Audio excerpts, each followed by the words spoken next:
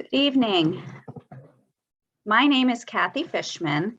I'm the Executive Director of Voices of Hope, and I'd like to thank all of you for joining us tonight.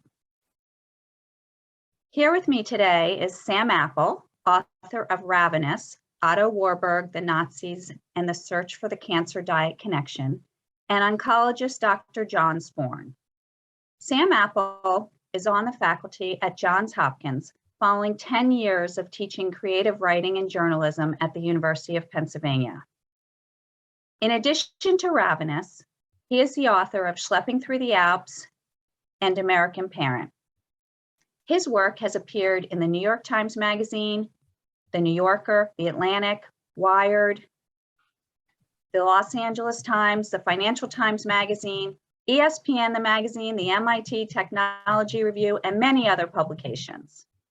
Dr. Sporn is a hematologist-oncologist specializing in gastrointestinal cancer and melanoma, and served for 10 years as Chief of Hematology Oncology at St. Francis Hospital. Dr. Sporn retired in 2021, which may be why we are so lucky to have him join us tonight. Interestingly, Dr. Sporn's father attended medical school in Vienna in the 30s and would tell stories about Nazi sympathizers on the faculty. So this is certain to be a fascinating conversation. And now, please welcome Sam Apple and Dr. John Sporn. Great. So Sam, maybe just to start off, have you tell us a little bit about this remarkable character, Otto Warburg, and why he had such a large profile in the world of 20th century science and in pre-war Germany. Sure.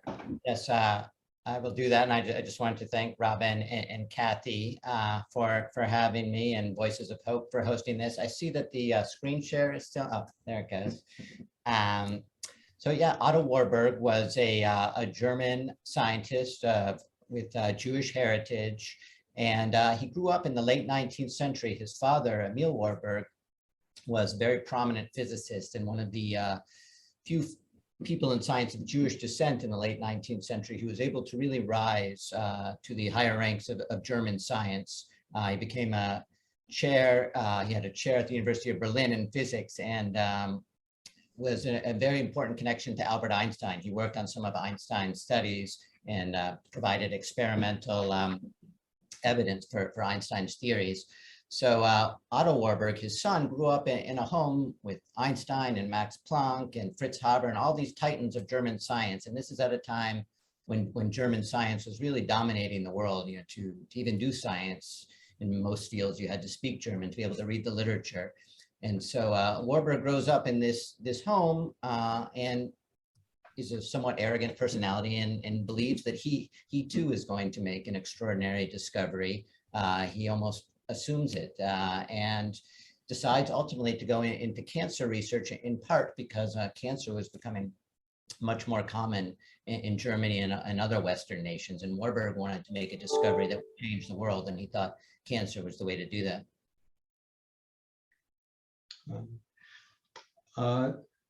So he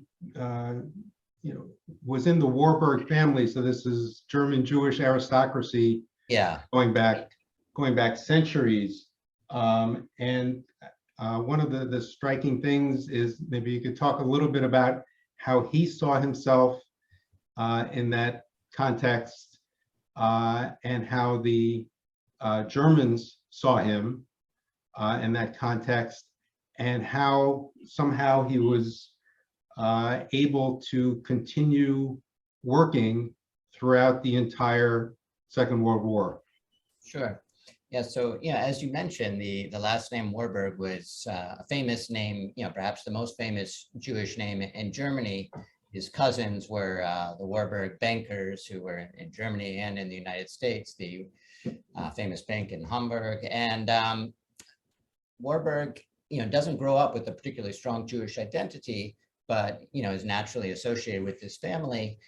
And he, is a German patriot, like many German Jews were. He served in World War I, and that was, among the more surprising things I learned in my research, is just how much the German Jews in the first part of the 20th century felt loyal to Germany, to the fatherland, and signed up for the war service. One example that really amazed me is a group of German Jews who had already emigrated to Palestine came back to fight for Germany in World War I.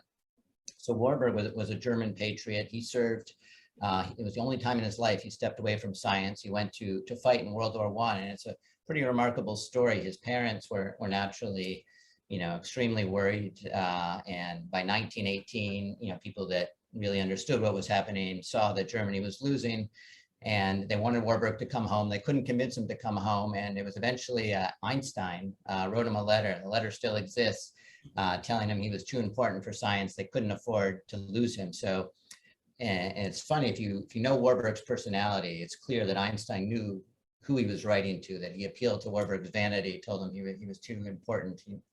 And that convinced Warburg to come home. And, he returns from the war and makes, a number of important discoveries, not only about cancer. He was also, leading the world in study of enzymes and study of photosynthesis. And then, he's really on top of the scientific world. He wins the Nobel Prize in 1931. And then, of course, 1933 comes along, Hitler comes along, and then, overnight, it all seems to be gone. And, Warburg, like many German Jews, was just astonished, couldn't believe it was happening, thought the Nazis would be a short-lived phenomenon. And unlike many of his colleagues, he refused to leave. And it ended up being a horrific mistake that almost cost him his life. And it's remarkable that he survived, not only because he had this famous Jewish name, but he was also, I wouldn't say openly gay, but close to openly gay as you could be at that time. He lived with a male partner, so he had every reason to fear the Nazis, to fear for his life. And yet, instead of fleeing, he actually provoked the Nazis on a number of occasions. It seems incredible, and it eventually did catch up with him. But in the early 30s, he had just won the Nobel Prize. He had been given money by the Rockefeller Foundation, so he had some propaganda value to the Nazis. So, the story that opens my book, Ravenous, is actually about Nazis in 1934 coming to inspect his institute and tell him that he needs to sign a form of Aryan descent showing that he's a true Aryan. Of course, he can't sign this form, but he kicks the Nazi official out of the institute, threatens him, says he's going to burn down his institute if they come again. It's really just, incredible story that he survived and provoked. And some of his survival seemed to be, because of his personality. You described his vanity. So many of the episodes that you talk about in the book, he seems pretty much a classic example of a narcissistic genius, that he just could not believe, not so much that bad things were happening to Jews, but that anything bad could happen to him because he was so special. Yeah, no, I mean, he was a true narcissist. As one colleague said, on a scale of 1 to 10 of arrogance, Warburg was a 20. One famous example is he was asked to appear in a photograph with other scientists, and Warburg refused to participate. He thought he was too important to be photographed with these other scientists, and all the other ones were Nobel Prize winners. So it just gives you a sense of how he thought of himself. But that was very much his attitude about the Nazis in 1933. He said, who is Hitler to kick me out of this country? I was here before Hitler. And that's a direct quote. I was here before Hitler. And, he, like many Jews who left in the early 1930s, this was another thing I didn't understand at all until I started to do my research, but it was actually a sign of humility. They felt humiliated to be leaving in 1933. And, now in retrospect, it looks wise, but that wasn't the attitude at the time. And Warburg, refused to be humiliated in any form. So I think that was ultimately, why he didn't leave, that any shame, was intolerable to him.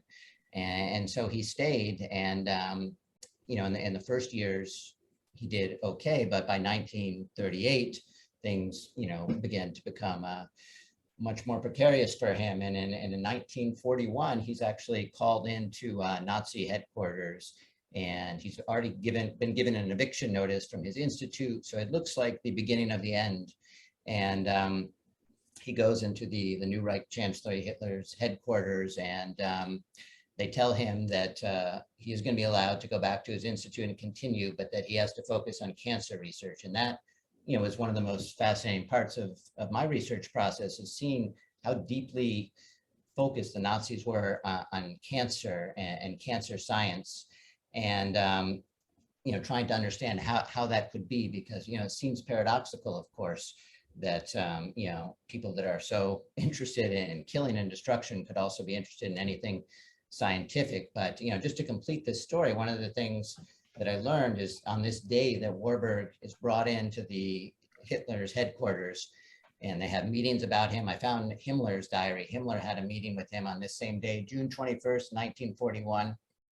And the person who met directly with Warburg was Victor Brock, who was sort of the architect of all the killing operations.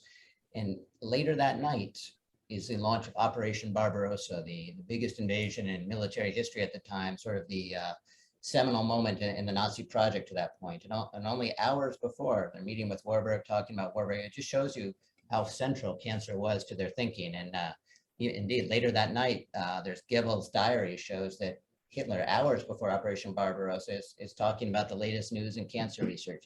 Really is just incredible to me that they were focused on Warburg and cancer at that particular moment. Yeah, and again, his prior research really, if you looked at it at that time, you would have said it had nothing to do with cancer. This is a name that is still present in classic biochemistry for work that he did, looking at the mechanisms, just how energy can be captured by plants for photosynthesis, and also about how oxygen is used by human mammalian cells to generate energy. And so this was remarkable work with the very limited technology he had there. And so, it made sense if the Germans were going to turn to someone to try to solve the cancer problem, that he would be the one. Yeah, and he was publicly saying that he was going to cure cancer, and he had already won the Nobel Prize, and they had good reason to believe him. Yeah, I think that also it sounds, you mentioned Einstein playing to his vanity, but it's almost like the Germans were playing to his vanity as well, saying, we have this problem of increasing cancer in Germany, and we're starting to worry about that. Because of your brilliance, you should be the one to find the answer to this. Yeah, no, I think that was a big part of it. The surprising part for me in some respects is that, despite being a narcissist, he really was a genius. A lot of times the narcissist thinks he's a genius, but is not in fact. But Warburg could really back it up. He really, I think, had a case for winning 3 Nobel Prizes. He only got 1, but he didn't even win one for cancer, despite the importance of his cancer research. Yeah, and I think you lay that out in the book, how the scientific establishment of the world looked at this guy, and the reverence everybody had for his brain power. Yeah, no, I mean, everybody thought of him as a genius, and he cultivated this atmosphere around him where other scientists were afraid to approach him, or it was considered the highlight of their careers that they got to work in his lab. I remember when he visited the United States after the war, somebody heard Warburg was working upstairs, and they said, God is in the building. I mean, that's how they thought of him. Just to return to his war story, so I can explain, how this played out. The question remains, was it just that the Nazis were interested in cancer? Were there other reasons, that they kept him around? And the other interesting aspect of this, which, I really learned about only for the first time again when I was researching this, is that Warburg's status as a half-Jew did make a difference and did help him survive. His mother was not Jewish, and his father, is of Jewish heritage. And initially they had said, many of you have probably heard this, if you have one Jewish grandparent, then you're you're treated the same in Nazi Germany. And that was broadly true, but in 1935, they introduced the Nuremberg laws and made distinctions. So you had certain rules applied to you if you were quote unquote full Jewish, certain if you were half Jewish, and certain if you were a quarter Jewish. And in the end, the plan was to kill everybody, and certainly the half Jews. The quarter Jews there was more debate about, but they were a little less hesitant and more hesitant to act on these people first because they had relatives who were non-Jewish, and the Nazi, at least prior to the outbreak of the war, Hitler was still concerned about an uprising against them. What if I start killing all these relatives who are not Jewish are going to protest? So that helped him survive as well, but. Nevertheless, it's amazing to me that, not only did they protect him, but after bombs started to fall near his institute in Berlin, they actually moved him into a beautiful institute in the countryside and rebuilt a lakeside house for his research. And this is at a time where, nobody was allowed to even use gasoline except for the war effort. And, they continued to prioritize his research. And so the question is, why did cancer matter so much to the Nazis? And there are lots of different factors, including the one I've mentioned, that cancer was on the rise in Germany and other countries. But I think it was more than that. Hitler had a very personal connection to cancer. His mother died of breast cancer while he was at her bedside caring for her. And so it's actually a fascinating story. An Austrian Jewish doctor cared for his mother, and Hitler worked with this doctor and eventually protected this doctor as well. And the doctor later, after the war, gave testimony. He said in his entire life, he's never seen a person look more forlorn or depressed than Hitler watching his mother die. And I've read other historians say that Hitler's mother was the only woman or only human being he was capable of having true emotion for. And so, clearly played a role in his psyche. And then he became, a terrible hypochondriac and was constantly talking about cancer and diagnosing himself. At one point, he stopped everything he was doing and started to write his will out because he was sure he was dying of cancer, and he would have polyps removed. And it wasn't just Hitler, though. Other top Nazis had similar obsessions, Himmler in particular, Hess. And, the researcher who really helped me understand this a lot is actually a Stanford historian named Robert Proctor, and he wrote a book which was very important for me. As I'm not a historian, I'm a journalist. The book is called The Nazi War on Cancer, and what Proctor argues in that book is that it may seem odd that the Nazis are interested in anything remotely humanitarian, but in their mind, the entire Nazi project. Robert Proctor refers to it as a hygiene project, a sort of a hypochondriacal cleansing of this pure Aryan body. And so cancer and disease were fearful for them, but they tended to look about their political enemies, and Jews first and foremost, as impurities. So cancer was one thing they wanted to rid the world of, and Jews were another. It was sort of in the same framework of hygienics and purity, and that helped me sort of understand that contradiction. But it is uncomfortable reading Proctor's book because you see that the Nazis were involved in all sorts of quackery, but the one field where they actually did make some progress is in cancer research. And it makes sense because they were obsessed with it, and they inherited the world's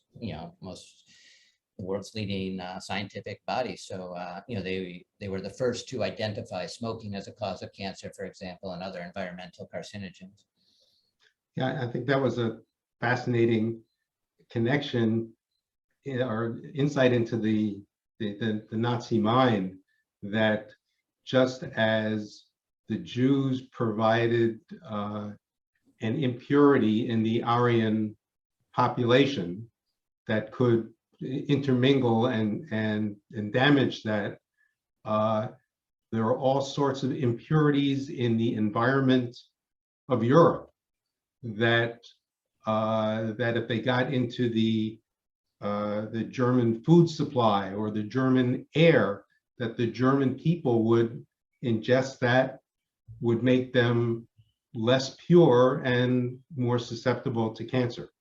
Yeah, exactly. and the and Warburg's the work that he did about cancer directly did not, was not followed up for many decades, and now is is not easy to establish a direct line from his cancer research to some of the things that we're using as cancer treatments now. Mm-hmm. But he pursued the areas of science that he knew best, looking at the biochemistry of basic metabolism, and trying to find connections between that and cancer. And so you do a nice job of teasing that out and saying, even though his research didn't lead directly to any cancer treatments, it is an area thinking about connections between how cells metabolize and things that can go wrong with that metabolism, and how that might contribute to cancer in some way. Yeah.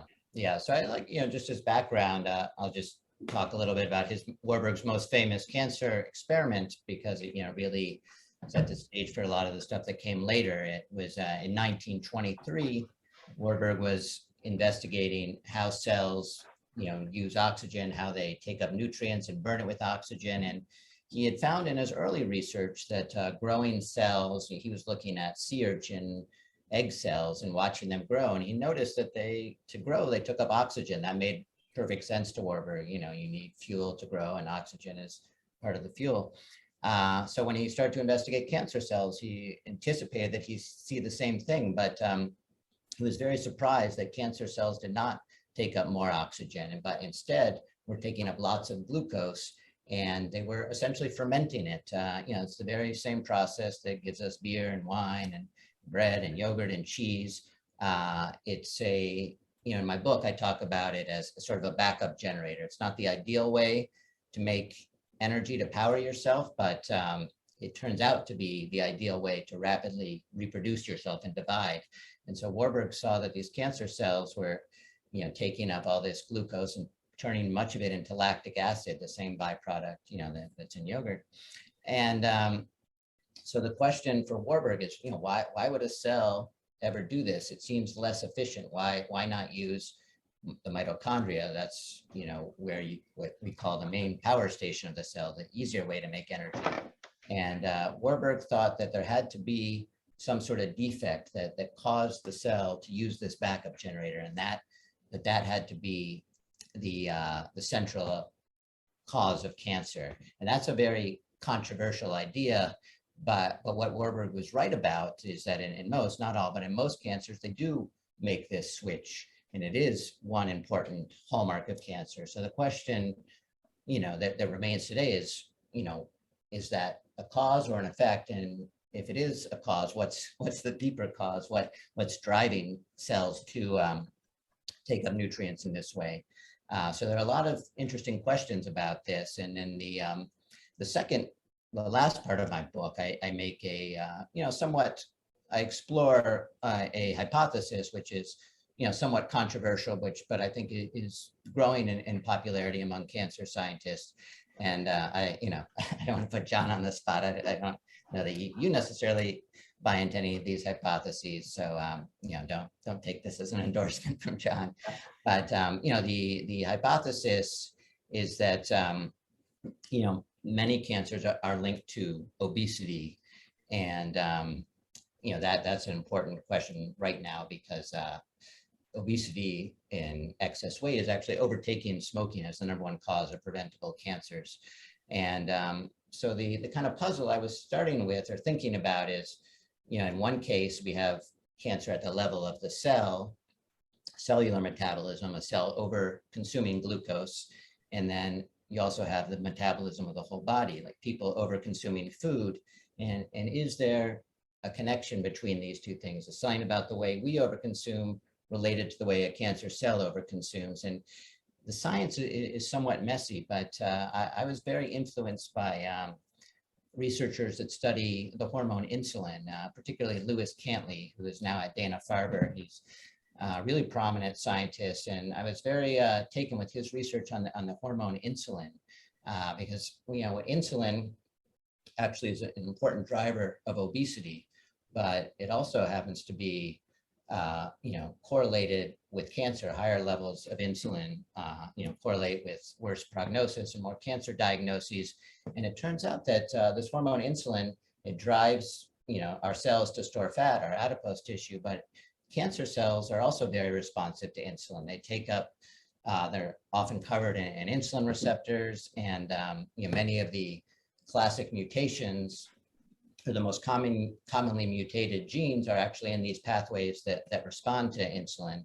So, there seems to be an interesting connection there. And at the end of the book, I conclude that insulin is a big part of these obesity cancers, but then always going one step back, then the question is, what causes insulin levels to raise, which is also controversial. There's many layers of controversy in nutrition science. And Dr. Sporn, feel free to correct me if I've said anything. No, I think that's identifying an important direction for cancer research. For many years, everybody knows that diet factors must have something to do with cancer, and I think a lot of people in the medical establishment kind of threw up their hands because it's been so difficult to do good studies of human diet that are well controlled, where you can really point to one thing in the diet leading to different outcomes. And so many medical educators just downplayed it because they couldn't get their hands around it. Yeah. And I think you drive home the point that looking at the metabolic pathways that Warburg was so involved with is clearly one of the ways that cancer cells can hijack, the mutations that cause cancer can throw a monkey wrench into those pathways and make cells grow in ways that they shouldn't. Yeah, absolutely. And what was interesting to me is, Warburg wasn't particularly interested in the genetic story, but the modern researchers who have found these oncogenes, beginning in the 1970s, in more recent years, they found that a lot of these famous oncogenes actually control metabolism. So it sort of brings the two fields together.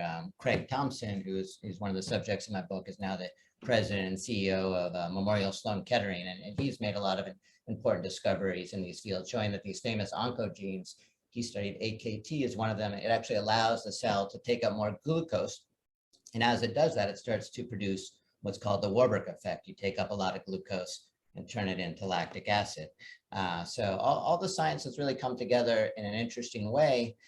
And Warburg, again, didn't understand all of this, but he was really fixated on this idea that a shift in metabolism has to be important. But what was so interesting to me, and again, Dr. Sporn, you can speak to some of this, that in the post-war period, this was almost completely forgotten. I think part of it was that, science naturally sort of swings back and forth, on the pendulum, and people were excited about oncogenes, understandably, and sort of lost interest in some of the basic biochemistry. They called it housekeeping enzymes, or the Warburg enzymes, and it wasn't thought to be important to cancer. It was, the stuff that you learned about decades earlier.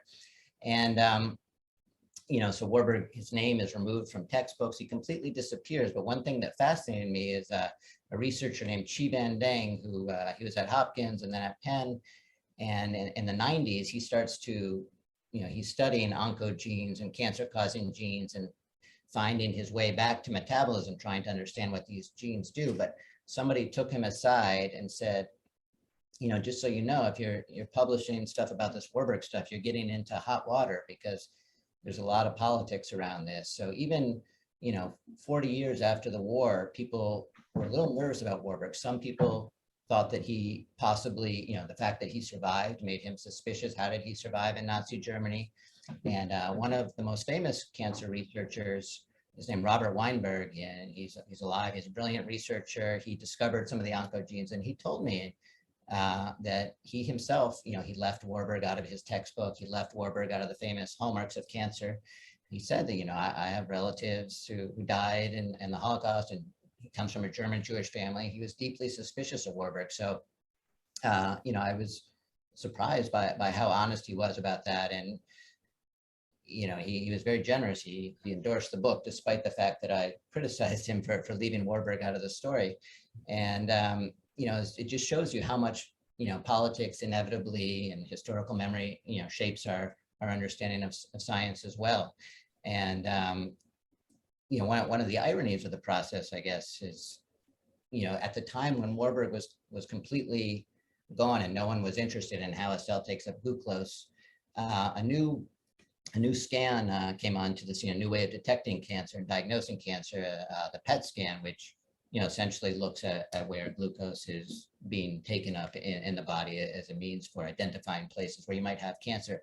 So in a way, it was there, but nobody was thinking about it beyond that tool for a number of decades. And now the question, which I alluded to, which again is controversial, is if many of these obesity related cancers are indeed somehow caused by diet. And I think in the broadest sense, you would have to say they are, because whatever is causing us to grow obese, at the very least, somehow linked to cancer. The question is what that is. And, I make the case in the book that the biggest suspect right now in terms of our diet is sugar.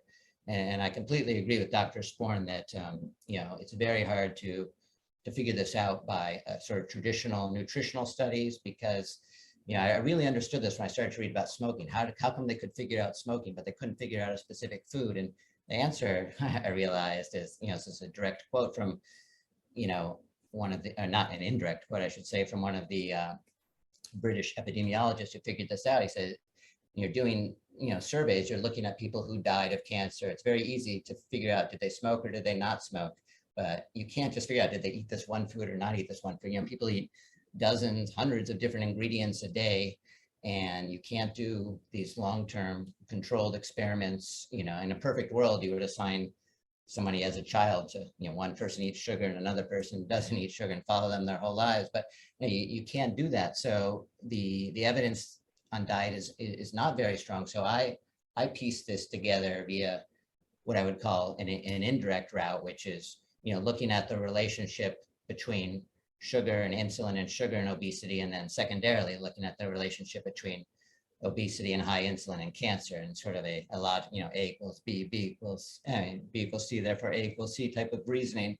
But it remains controversial, and it's fascinating to me too, because as I discuss also in the book, it might explain why cancer used to be much less common, and why, even in the late 19th century, there were many populations that weren't eating a Western diet that remained virtually cancer-free. And it was hard for me to believe, this when I started my research, but I found, dozens of papers and leading journals from doctors, and, something about the Western diet caused this. And I think sugar is the leading suspect, is how I would put it. Yeah, I think the sugar connection and obesity connection, and looking at a role of disordered metabolism in cancer, I think makes good sense as one piece of the puzzle. I mean, those may, and you line this up well, may be important features for how the cancer cells can nourish themselves as they're growing faster than normal cells. But there are many other things going on in the cancer cells that give them a survival advantage, that they're dividing in abnormal ways so that they can divide faster. They can evade the immune system, which allows them to spread throughout the body. They can grow in tissues of the body where those cells are not supposed to grow.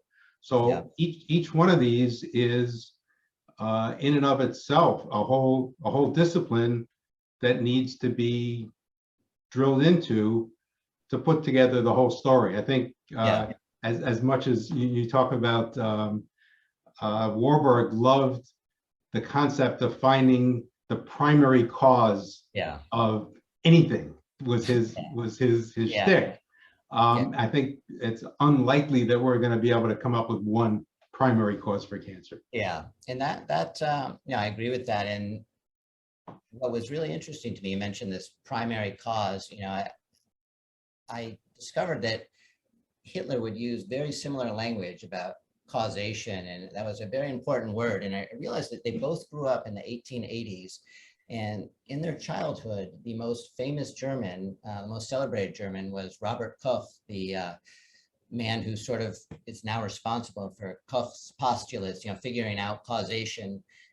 What he did is, you know, Germany. For infectious diseases, particularly. Infectious diseases, right? Germany at the time, it was suffering from, you know, outbreaks of, you know, many infectious diseases, anthrax, tuberculosis, and so on. And Koch came along and said, you know, it was already known that microorganisms, you know, bacteria were responsible in some way, but he showed that one specific organism was responsible for one specific disease. And he had this famous test of causality. And when I looked at the language that Warburg used and the language that Hitler used, they were both almost parroting Koch at times. But what was really chilling is several different times Hitler used that exact language. He said, Robert Koch discovered, you know, the parasite that causes tuberculosis. I discovered the Jewish parasite that causes the destruction of society. So he used that framework exactly, and Warburg used it in the context of cancer research. So it was very chilling to see those parallels. Yeah, I think that's, you know, I think, you know, illustrates kind of the overlap in early 20th century culture between all these different strands that came together with the Nazis about eugenics and about diseases, and all these things somehow got jumbled together in a toxic mix. Yeah, yeah, and you know, to end on a, I guess or to end this part on a more uplifting note, one thing, you know, Dr. Sporner, you just mentioned all these other hallmarks of cancer.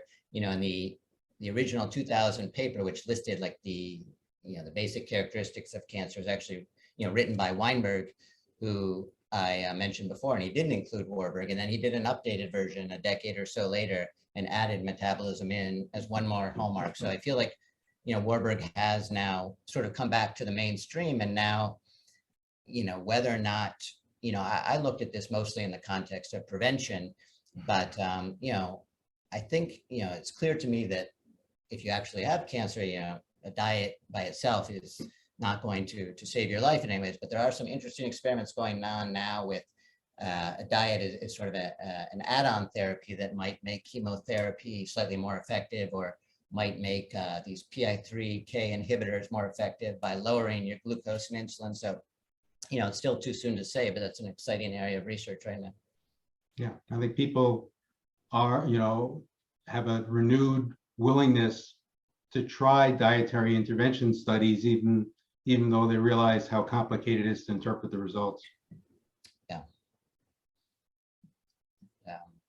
You know, and I'm sympathetic to doctors who felt like, you know, for many years that much of this was quackery, because there were, you know, many, and there still are many quacks who are interested in dietary therapy. So it's very frustrating to separate out what's real, and to you know, to demonstrate that there are important, you know, things to learn from dietary therapy, despite, you know, a lot of the quackery that has existed around cancer for many decades. Well, and you're talking before about sociology and science. You know, most physicians now, you know, grew up in an era where understanding the biochemistry of the cell cycle that Warburg helped develop is old stuff, but the exciting new stuff is all DNA and genetics. And Yeah. so that's you know, that's the cool stuff that everybody wants to work on. The other stuff is old hat, even though it may still be an important piece of the puzzle. Yeah, no, exactly. And there was one, you know, one character who comes up in my book is Ernst Freud, who was an Austrian scientist. So I mentioned that Dr. Sporn may well have crossed, your father may have crossed paths with him in Austria in the 1930s. And he was one of the first to suspect that there was a connection between diabetes and elevated glucose and cancer.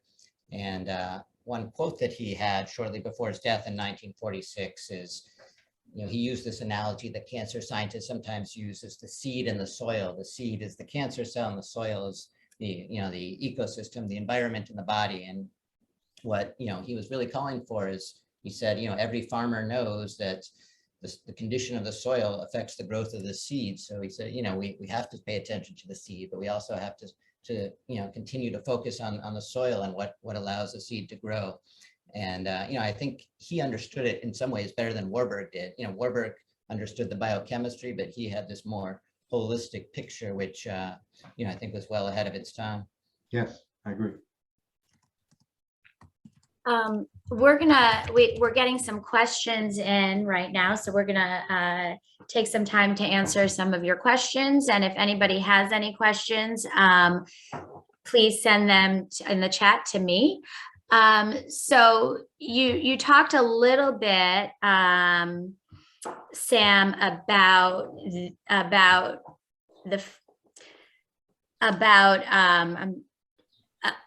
Dr. Warburg's or Otto Warburg's experience after the war, and how the fact that he stayed in Nazi Germany as a Jewish gay scientist while so many scientists fled did have an impact on how he was viewed later. So can you tell us a little bit more about what Elian wants to know, what ended up happening to him? Right. Well, so he, by the late 1930s, I think he understands that he stayed too long. He said, at one point that, I'm being kept here for propaganda reasons. So he knew that. And as late as 1938, some researchers with Jewish backgrounds, were still leaving Germany. And he had a chance, early in the 30s to stay, but he passed it up. And the other thing that I should have mentioned is that he was also just before, 1931, just before the Nazis came over, he had a brilliant new institute built for him with Rockefeller money. And Warburg said at one point, again, going back to his incredible arrogance, he said, another scientist can find a lab in another country, but it's very hard for a king to find a new kingdom. That was part of it, that he just couldn't imagine finding another place to work. He had a whole team of technicians, and he purposefully chose people who weren't academics. They came from like Siemens and other German companies. They were very skilled technically. So Warburg liked that they wouldn't have their own scientific ideas. He could just teach them how to use his machines, and they would carry out his research.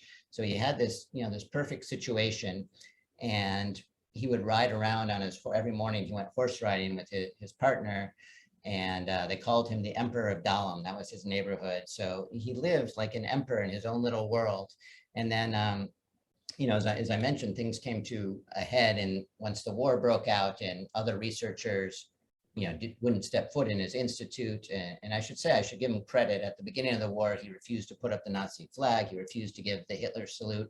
So anybody who was a dedicated Nazi, didn't really want to have anything to do with him.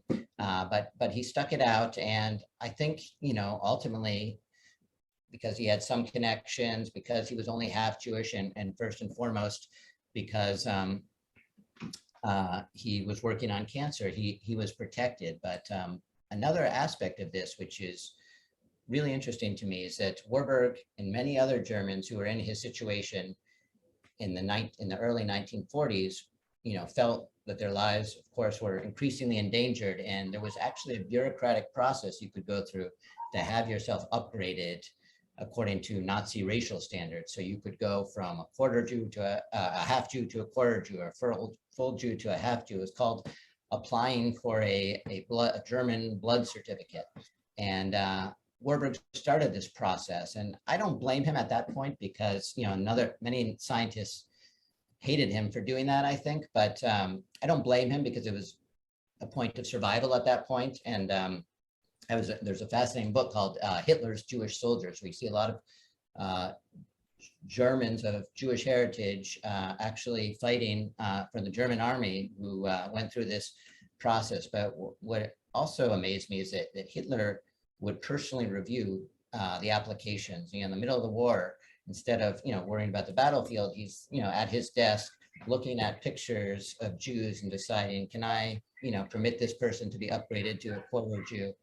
So it's just incredible. And then there's this famous conference in January of 1942 where they planned the final solution, and then they sort of ran out of time. It was a brief conference, and then a few weeks later they had a second conference to figure out what they were going to do with these Mischlinge, these people like Warburg, and they decided they were going to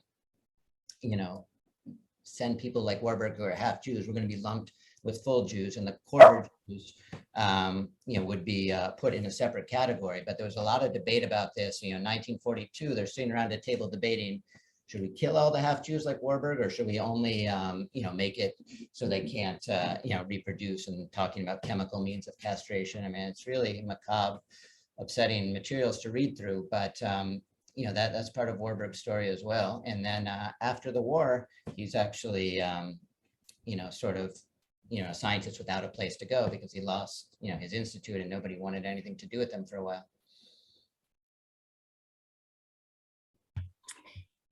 Someone is asking if did your research show whether there was any conflict and how much he wanted, personal conflict for Warburg, and how much he wanted to assist the Nazi regime given his Jewish background and despite being assimilated? And was there any guilt documented about how he felt about doing so? Yeah, unfortunately, well, the fortunate thing from my perspective is that, I found no evidence that he contributed to the Nazi war effort in any way. His institute was, to protect him. In 1942, they declared his institute a war institute, but he continued to do his cancer research and, other basic biochemistry. So I found no effort that he contributed to the Nazi war effort in any way. So I don't think he should be blamed in that respect, but I also was very disappointed to see that he didn't have more attention or more emotional responses to what happened to the Jews of Europe. He, like many Germans after the war, sort of went into this phase of denial, I think, and in the end, he was somewhat of a hero because he stood up to the Nazis, because he refused to give the Hitler salute and he provoked them, but he was not a humanitarian. He was really, interested in protecting himself. And there's actually, a chilling episode at the end of the war where he felt, he was correct, I believe, that some of his colleagues had denounced him, which, could be a death sentence in Nazi Germany, sent letters saying that he was gay or that he was using gasoline illegally. And then these people came to Warburg and asked for his help in keeping them off the front lines, and Warburg refused to help them. So it got into this really ugly episode. But these weren't Jews. By this point, there were no other Jews left. And Warburg, out of all these Kaiser Wilhelm institutes, was the only Jewish scientist or scientist of Jewish heritage to survive all the way through. But he did protect another Jewish scientist until 1938. And when the Nazis, in the mid-30s, they were asking him about it, he said, I had no idea that he was Jewish. And then he said, I didn't know it applied to Hungarian Jews. So he did resist the Nazis in little ways. And after the war, he actually served on some panels, which, helped prosecute some Nazi criminals. But I got the sense that it was even more out of like personal vindictive stuff than a humanitarian instinct. When you're a narcissist, you're not a humanitarian. So I refer to him as a complicated hero, which is probably a generous way to put it. So you mentioned that in your book, you talk about how he came about to be even doing the cancer research, right? So if he had not been working on cancer, my guess is he probably would not have survived if he had stayed. So why did he pick, there was just an interesting tidbit in your book about why he ended up picking cancer to research anyway. Yeah, so that, goes touches on, a little bit of what I talked about already, but the Germans were making incredible progress in many different fields. Robert Koch, as I mentioned, helped identify, a lot of these microorganisms, these, bacteria that cause these diseases that were killing so many Germans. And cancer was one area where they were making, they were going in the opposite direction, and became increasingly frustrating. Why is it that, every other condition seems to be improving, but not cancer, and it turned out diabetes as well. But there was a genuine panic. People were, afraid to, and to some extent that panic still exists, afraid to use certain products, thinking that they cause cancer, afraid of chemicals in the environment.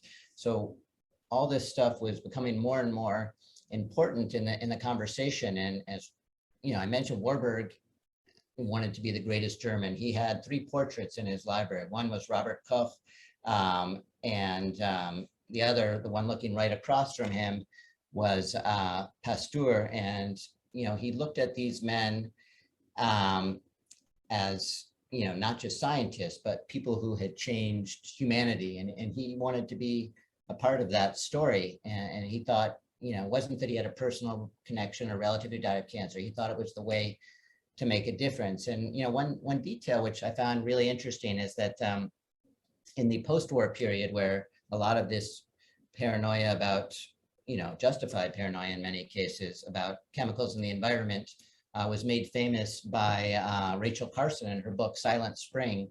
And it turns out that Warburg is the cancer scientist she cites first and most. And she talks a lot about Warburg's ideas. Her hypothesis, which was also built upon Warburg's, was that the way that all these chemicals cause cancer is that they poison a cell's ability to breathe, and that forces the cell to ferment. That is somewhat far-fetched, and it may be true in some cancers, but it's not as central as I think she and Warburg thought. But it was very interesting to me that Warburg indirectly had a very influential role in post-war cancer, thinking about cancer in the post-war period. Thank you. And we have time for one last quick question. And this is actually for both you, Dr. Sporn, and Sam. So the viewers don't know this, but or I guess they do because of the introduction, but Dr. Sporn's father was actually in medical school in Vienna in the 30s and would talk about the anti-Semitism that was experienced in the medical school. And so the last question for both of you is, what impact did all of the anti-Semitism have on actual science? I mean, how much were scientists held back on what they could do or how their views were respected because of the anti-Semitism? Sure, Dr. Sporn, do you want to? Well, I would just say, looking at, Germany in the 30s leading up to the Second World War, it was harder and harder for scientists to make Jewish scientists to make any contribution. And that's why so many of them left. Eventually did get to do the work that they were meant to do, but many of them did it in England or the United States. And again, as Sam pointed out, in the early 20th century, Germany was far and away the center of science in all scientific disciplines, and that learning German was necessary if you were going to be a scientist of almost any kind, and that dissipated with the exodus of the German Jewish scientists. Yeah. Some of you may have heard of Hans Krebs, the Krebs cycle we all have to memorize in high school. He was Warburg's student, and he was chased out in 1933. He actually got on a boat carrying his manometer, these tools that Warburg used. And, there are hundreds of stories like this where people that went on to change science, fled, ended up in the US, England, other countries. But of course, we don't know the stories of what would have happened to those that didn't manage to get out in time and didn't reestablish their careers. And I often think, I guess, everybody probably does, what was lost, how much of the future of science was lost by the Nazi regime. And beyond that, there was also just, the world, because every country, or so many countries were fighting the world war, just science got pushed aside. And a lot of really interesting stuff, that I was researching about how insulin works in the body had actually been studied in Germany in the beginning of the 20th century. And then, things just got lost for decades because, everybody was fighting in the war or dying. And, I think it took many decades to fully recover some scientific fields. Thank you. Thank you very much. Thank you. And thank you. Turn it back over to Kathy.